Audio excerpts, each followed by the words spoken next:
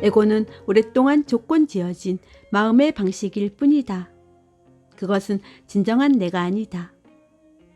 에고로부터 자유로워지기 위해 필요한 것은 에고를 알아차리는 것이다.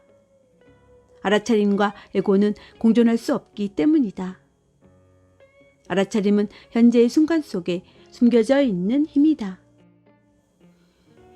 말이나 분류표로 세상을 덮지 않을 때 잃어버린 감각이 삶에 되돌아온다. 삶의 깊이가 되돌아온다. 자기 자신이라고 믿고 있는 모든 것으로부터 자유로워져야 한다. 무엇이 내가 아닌가를 아는 순간 나는 누구인가가 저절로 나타난다.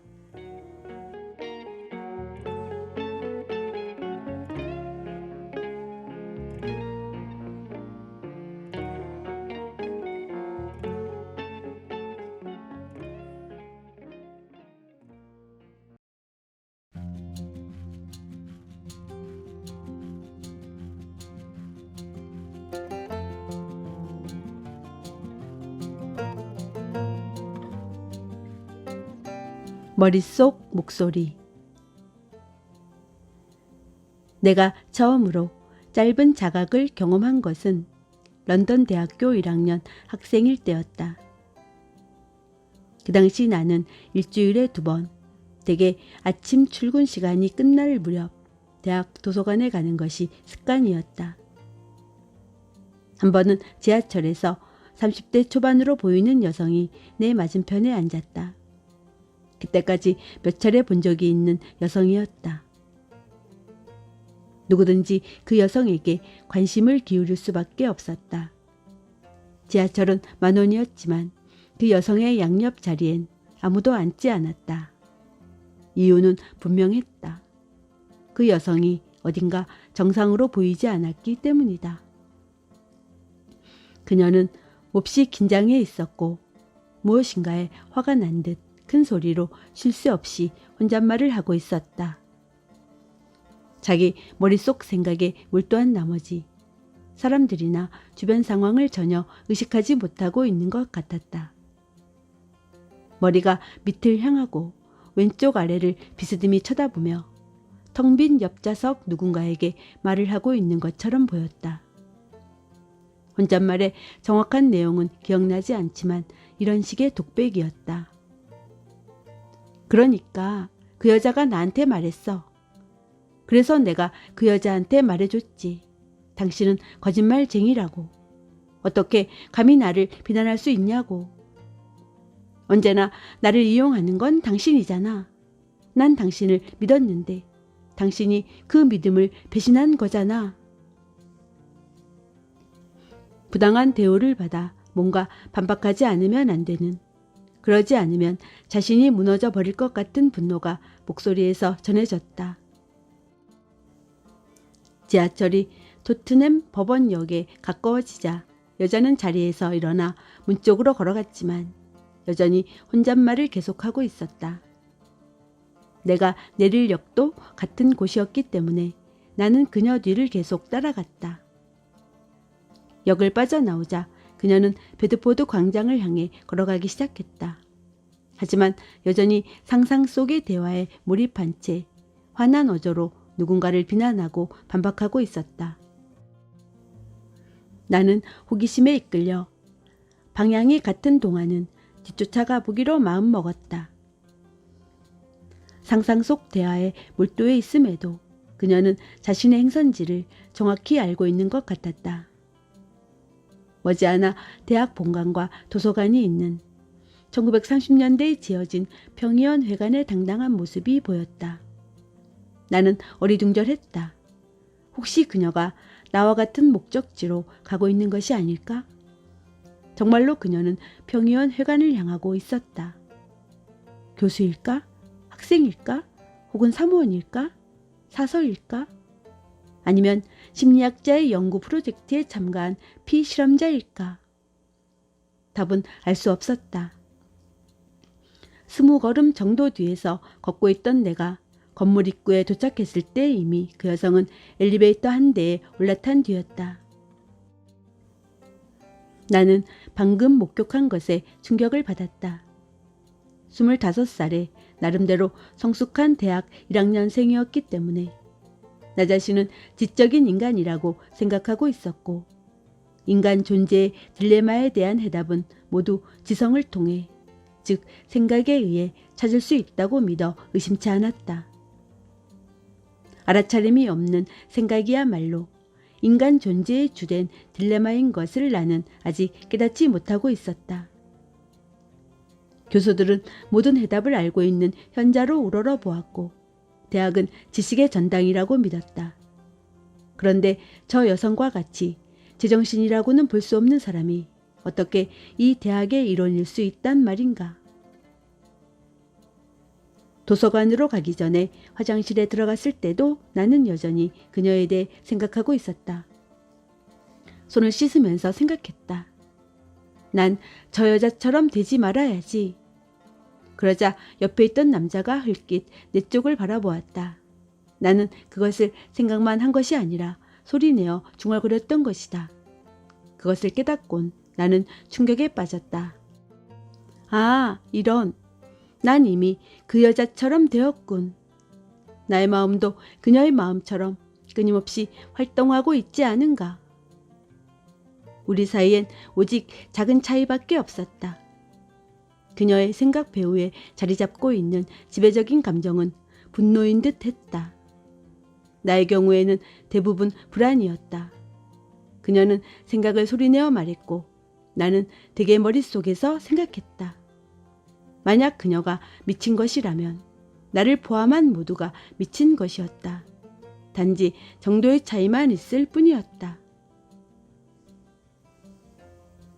한순간이었지만 나는 자신의 마음으로부터 물러나 더 깊은 시점에서 있는 그대로 그것을 바라볼 수 있었다. 생각에서 알아차림으로의 짧은 전환이었다.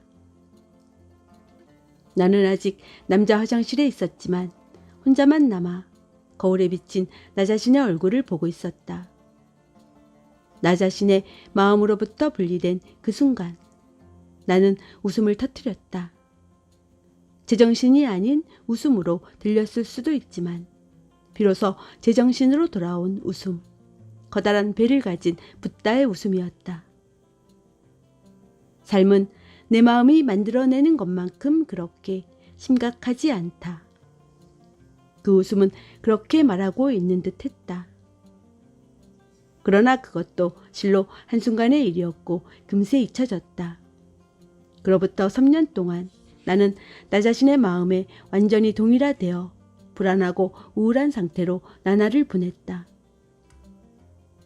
자각이 다시 돌아온 것은 자살의 고비까지 간 후의 일이었으며, 이번의 깨달음은 짧은 순간의 경험 이상의 것이었다. 나는 강박적인 생각과 마음이 만들어낸 허구의 나로부터 완전히 자유로워졌다. 앞에서 말한 사건으로 나는 최초로 자각을 잠시 경험했을 뿐 아니라 인간 지성의 절대적 유효성에 대한 의심을 처음으로 내 안에 심게 되었다. 그로부터 몇 달 뒤 이 의심을 더 강화하는 비극적인 사건이 일어났다. 어느 월요일 아침 깊이 존경하던 교수의 강의에 출석했을 때 그 교수가 주말에 총으로 자살했다는 사실을 알게 되었다.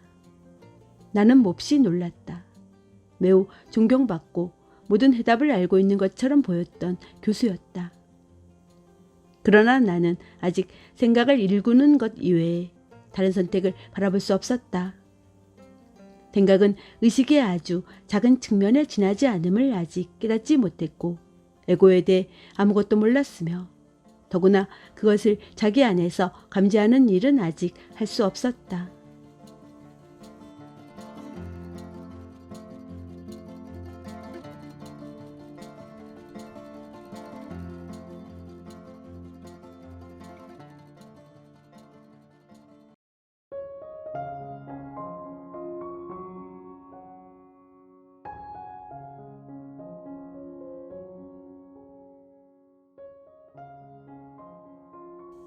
잃어버린 반지.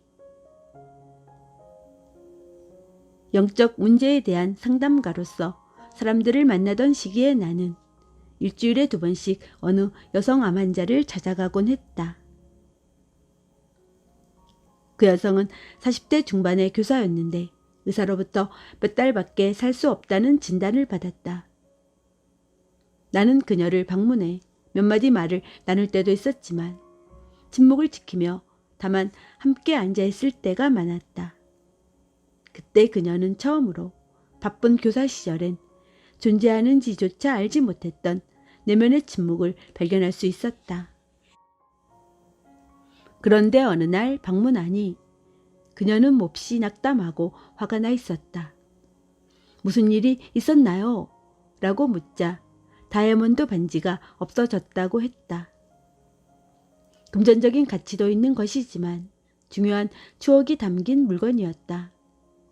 분명 매일 반나절씩 간병하러 오는 여성이 훔친 것이 틀림없다고 그녀는 말했다.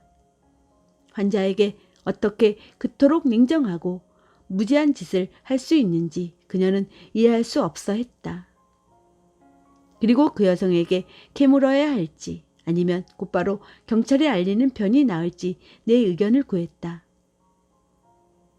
나는 그녀에게 어떻게 하라고 말해줄 수는 없지만 그녀의 삶에 이 시점에서 반지든 다른 어떤 물건이든 그것이 과연 얼마나 중요한 것인가를 생각해 보라고 조언했다. 그녀는 말했다. 당신은 이해하지 못해요. 그건 할머니가 물려주신 반지예요. 매일 끼고 있었는데 병에 걸리고 나서는 손가락이 부어 낄 수 없게 되었어요. 그건 단순한 반지가 아니에요. 내가 어떻게 당황하지 않을 수 있겠어요? 그녀의 즉각적인 반응과 분노, 자기 방어적인 태도는 그녀가 아직 내면을 들여다볼 만큼 충분히 현재의 순간에 있지 않으며 일어난 사건과 자신의 반응을 분리시켜 그 둘 다를 관찰하는 수준에 이르지 못했음을 보여주었다. 분노와 자기 방어는 여전히 에고가 그녀를 통해 말하고 있다는 신호였다. 내가 말했다. 그럼 몇 가지 질문을 하겠습니다. 곧바로 대답하지 않아도 되니까 당신 안에서 그 대답을 찾을 수 있는지 한번 살펴보기 바랍니다. 각각의 질문을 한 후에 잠깐씩 멈추겠습니다. 대답이 떠오른다고 해서 그 대답이 반드시 말의 형태로 올 필요도 없습니다. 그녀는 들을 준비가 되었다고 말했다. 내가 물었다. 당신은 결국 그것도 아마 가까운 시일 안에 그 반지를 내려놓지 않으면 안 된다는 것을 깨닫고 있습니까? 그것을 내려놓을 준비가 될 때까지 얼마만큼의 시간이 더 필요한가요? 그것을 내려놓으면 자신이 더 작아지나요? 그 손실로 인해 당신의 존재가 줄어드나요? 마지막 질문 후에 몇 분간의 침묵이 흘렀다. 그녀가 다시 말을 시작했을 때 그녀 얼굴에는 미소가 떠올라 있었다. 그녀는 평화를 되찾은 듯 보였다. 마지막 질문이 나로 하여금 중요한 무언가를 깨닫게 했어요. 먼저 내 마음에서 그 대답을 물었어요. 마음이 말하더군요. 맞아. 당연히 나는 작아졌지. 그래서 다시 한번 그 질문을 했어요. 나는 정말로 줄어들었나? 이번엔 생각으로 대답을 찾지 않고 느껴보려고 했어요. 그러자 갑자기 나 자신의 순수한 있음을 느낄 수 있었어요. 그렇게 느낀 적은 처음이었어요. 만약 이토록 강렬하게 나의 순수한 있음을 느낄 수 있다면 나는 분명 줄어들지 않았던 것이죠. 지금도 여전히 그것을 느낄 수 있어요. 평화로우면서도 매우 살아있는 무엇인가를. 내가 말했다. 그것이 존재의 기쁨입니다. 머리에서 벗어날 때만 그것을 느낄 수 있습니다. 존재는 느껴야 하는 것입니다. 생각으로는 알 수 없습니다. 에고는 그것을 알지 못합니다. 에고는 생각으로 이루어져 있으니까요. 그 반지는 사실 하나의 생각으로 당신 머릿속에 있었고 당신은 그것을 자신의 존재와 혼동하고 있었습니다. 당신은 자신의 존재 또는 그 일부가 반지 안에 있다고 생각했습니다. 에고가 추구하고 집착하는 것은 에고가 느낄 수 없는 존재의 대용품입니다. 물건의 가치를 인정하고 소중히 여기는 것은 좋지만 거기에 집착을 느끼면 그것이 에고임을 알아차려야 합니다. 그리고 사실 당신은 물건이 아니라 물건에 들어가 있는 나를 나의 것이라고 생각에 집착하고 있는 것입니다. 당신을 완전하게 받아들이면 그때마다 당신은 에고를 넘어서 갈 수 있습니다. 그때 당신의 존재, 그 의식 자체가 나타나게 됩니다. 그녀가 말했다. 이제야 지금까지 아무리 해도 알 수 없던 누가 너의 겉옷을 달라고 하면 너의 속옷까지 주어라 라는 예수님 말씀의 의미를 이해하게 되었어요. 내가 말했다. 그렇습니다. 그 말은 결코 문의 자물쇠를 잠그지 말라는 의미가 아닙니다. 때로는 사물을 내려놓는 것이 지키거나 매달리는 것보다 훨씬 강력한 힘이라는 뜻입니다. 신체가 점점 쇠약해져간 마지막 몇 주 동안 그녀는 마치 안에서부터 빛이 비쳐나오는 것처럼 더욱더 빛이 났다. 그녀는 사람들에게 자신의 소유물 대부분을 나누어 주었으며 그 중에는 반지를 훔쳤다고 의심한 여성도 있었다. 그리고 소유물을 나눠줄 때마다 그녀의 기쁨은 더욱 깊어졌다. 그녀가 세상을 떠났다는 소식을 나에게 전화로 알려준 그녀의 어머니는 그녀가 죽고 난 뒤 화장실 약장에서 그 반지를 발견했다고 말했다. 간병하는 여성이 반지를 제자리에 되돌려 놓은 것인지 아니면 줄곧 거기에 있었는지는 아무도 알 수 없다. 하지만 한 가지는 알 수 있다. 삶은 그것이 무엇이든 의식의 진화에 가장 도움이 되는 경험만을 준다는 것이었다. 그렇다면 이것이 자신에게 필요한 그 경험이라는 것을 어떻게 아는가? 이것이 지금 이 순간 당신에게 일어나고 있는 경험이기 때문이다. 그러면 자신의 소유물에 자부심을 갖거나 자기보다 더 많이 가진 사람에 대해 분한 감정을 갖는 것은 잘못된 일인가? 전혀 그렇지 않다. 자부심, 돋보이려는 욕구, 남보다 더 많이를 통해 자아가 확실히 강화되고 남보다 더 적게 의해 위축되는 것은 옳은 것도 아니고 잘못된 것도 아니다. 그것은 단지 에고일 뿐이다. 에고는 잘못된 것이 아니며 단지 무의식일 뿐이다. 자신 안에 있는 에고를 관찰할 때 당신은 그 너머로 가기 시작한다. 에고를 너무 심각하게 받아들이지 않는 것이 좋다. 자신 안에서 에고의 행위를 감지하게 되면 미소 지으라. 때로는 소리내어 웃어도 좋다. 인류는 어떻게 이토록 오랫동안 이런 것에 사로잡혀 있는 것일까? 무엇보다 먼저 에고는 개인적인 것이 아님을 알아야 한다. 에고는 당신이 아니다. 에고를 개인적인 문제라고 여긴다면 그것은 단지 더 에고일 뿐이다.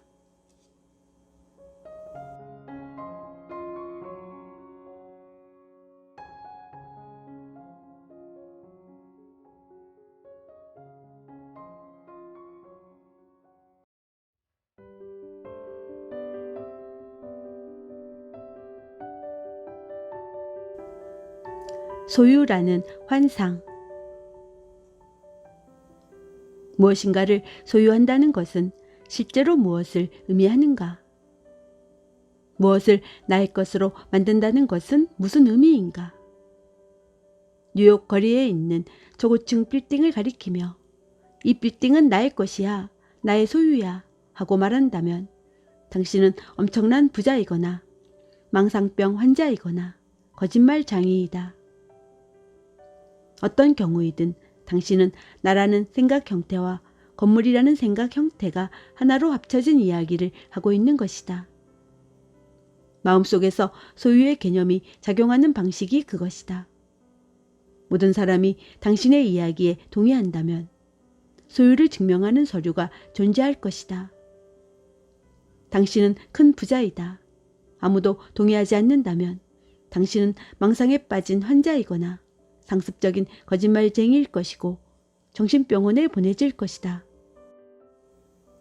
여기서 중요한 것은 다른 사람들이 그 이야기에 동의하든 동의하지 않든 이야기와 그 이야기를 만들고 있는 생각 형태는 자신이 누구인가와는 아무 관계가 없다는 사실을 아는 것이다.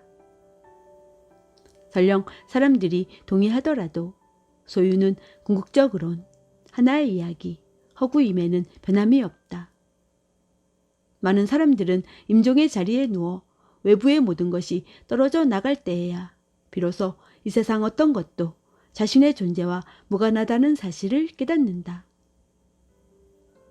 죽음이 가까워지면 소유라는 개념 자체가 궁극적으로 완전히 무의미한 것임이 드러난다. 또한 사람들은 생의 마지막 순간에 이르러 깨닫는다. 전 생애를 통해 더 완전한 자아의식을 찾아다녔지만 그들이 진정으로 찾고 있었던 것, 즉 그들의 존재는 사실 언제나 그곳에 이미 있었다는 사실을. 하지만 대부분의 경우 사물과의 동일화로 인해, 궁극적으론 자신의 생각과의 동일화로 인해 그 존재가 흐려져 있었을 뿐이다. 마음이 가난한 사람은 복이 있으니 하늘나라가 그들의 것이다 라고 예수는 말했다. 마음이 가난하다는 것은 무엇을 의미하는가? 마음에 아무런 짐도 없고 무엇과도 동일화되지 않는 것이다. 그러한 사람은 어떤 사물에서도 또한 자아의식과 관계된 어떤 개념에서도 정체성을 찾지 않는다. 그리고 하늘나라는 무엇인가? 그것은 단순하지만 심오한 존재의 기쁨이다. 그 기쁨은 무엇과 동일화되는 것을 멈추고 마음이 가난한 자가 되었을 때 찾아온다. 인간의 무의식적인 가정 중 하나는 소유라는 허구를 통해 물건과 동일화되면 그 물건이 가지고 있는 것처럼 보이는 견고함과 영속성 덕분에 자신에게도 견고함과 영속성이 부여된다는 믿음이다. 건물 등은 특히 그렇고 더 많이 적용되는 것은 파괴할 수 없는 유일한 소유물인 토지일 것이다. 토지의 경우는 소유라는 어리석음이 특히 드러난다. 그들은 토지가 자신들에게 속해 있는 것이 아니라 자신들이 토지에 속해 있다고 느끼는 것이다. 에고는 소유와 존재를 동일시하는 경향이 있다. 나는 소유한다. 고로 나는 존재한다. 그리고 더 많이 가질수록 자신이 더 많이 존재한다고 믿는다. 에고는 비교를 통해 살아간다. 다른 사람에게 어떻게 보이는가가 스스로를 어떻게 보는가를 결정짓는다. 모두가 대저택에 살고 모두가 부자라면 대저택도 재산도 자신의 자아의식을 강화하는 데 더 이상 도움이 되지 않을 것이다. 그때는 자신의 부를 포기하고 작은 오두막으로 이사해 자신이 남들보다 더 많이 영적이라고 생각하며 남들에게도 그렇게 보이면서 자신의 정체성을 되찾을 수 있다. 남들에게 어떻게 보이는가가 자신은 어떤 사람이며 누구인가를 비춰주는 거울이 된다. 에고의 자아 존중감은 많은 경우 다른 사람들의 눈에 비치는 자신의 가치에 매여 있다. 당신은 자신에게 자아의식을 줄 다른 사람들이 필요한 것이다. 그리고 무엇을 얼마나 갖고 있는가로 거의 대부분 자아 존중감이 결정되는 문화 속에서 살고 있다면 그 집단적 망상을 꿰뚫어 보지 않는 한 자신의 가치와 자아의식의 완성을 찾아 헛된 희망을 품고 남은 평생 동안 물질만을 쫓아다니는 운명이 될 것이다. 어떻게 하면 물질에 대한 집착을 내려놓을 수 있는가? 그런 것은 시도조차 하지 않는 것이 좋다. 그것은 불가능한 일이다. 다만 물질 속에서 자신을 찾으려고 하지만 않는다면 물질에 대한 집착은 저절로 떨어져 나간다. 그때까지는 자신이 물질에 집착하고 있음을 알아차리는 것만으로도 충분하다. 때로는 어떤 것을 잃거나 잃어버릴 위험에 처하기 전까지는 자신이 그것에 집착하고 있다는 것을, 즉 자신이 그것에 동일화되어 있다는 것을 모를 수가 있다. 잃어버릴까봐 화를 내거나 불안해한다면 당신이 그것에 집착하고 있다는 의미이다. 자신이 물질과 동일화되어 있음을 알아차리면 그 동일화는 더 이상 완전하지 않다. 집착이 있음을 알아차리는 그 알아차림이 바로 나 자신이다. 그것이 의식 변화의 시작이다.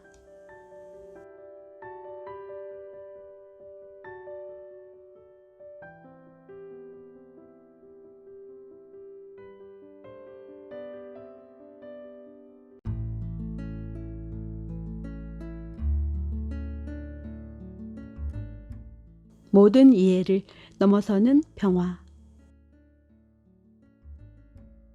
에고는 언제나 형상과 동일화되고 어떤 형상에서든 자기 자신을 찾으며 그럼으로써 자기 자신을 잃어버린다.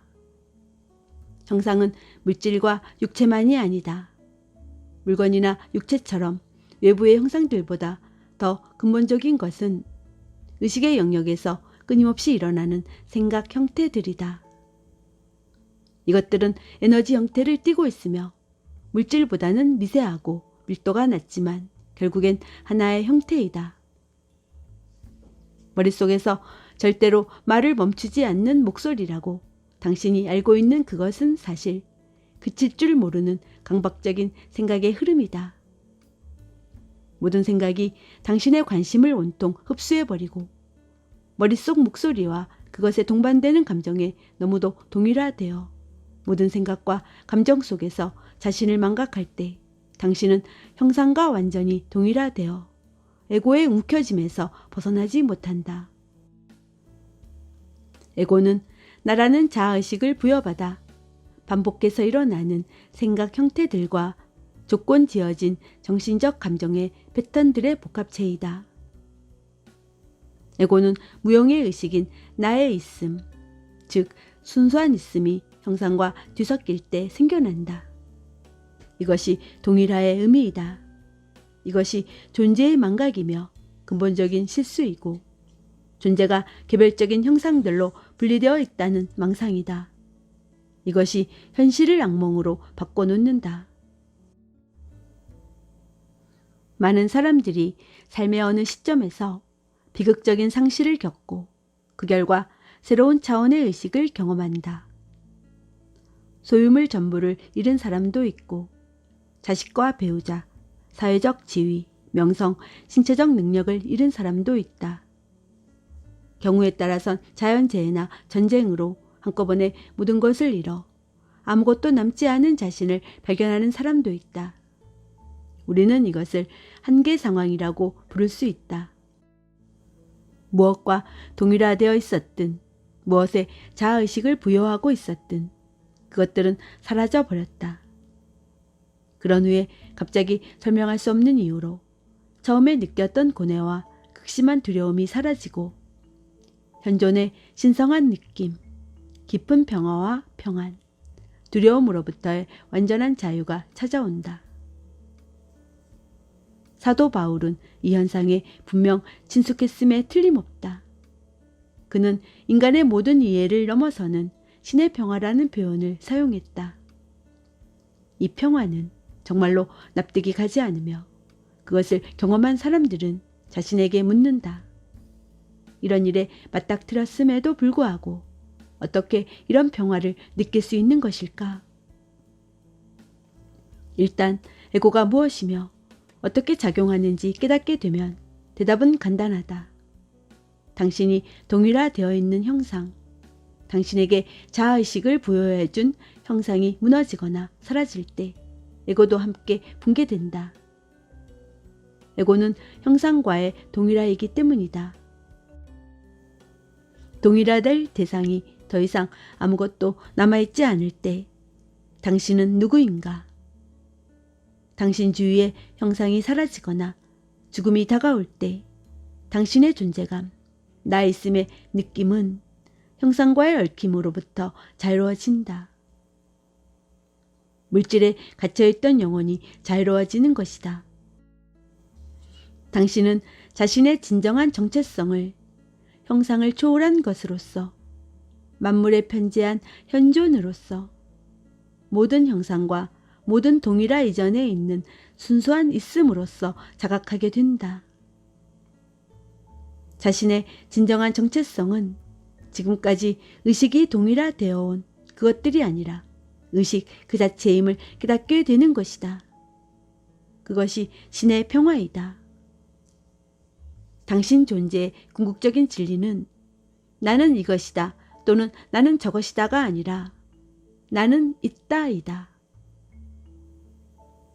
큰 상실을 경험한 모든 사람이 이런 깨어남을 경험하고 형상과의 동일화에서 벗어나는 것은 아니다. 어떤 사람은 그 즉시 자신이 상황과 타인과 불공평한 운명과 신의 피해자라는 강력한 정신적 이미지나 생각 형태를 만든다. 비극적인 상실이 일어날 때 사람들은 그것에 저항하거나 아니면 항복한다.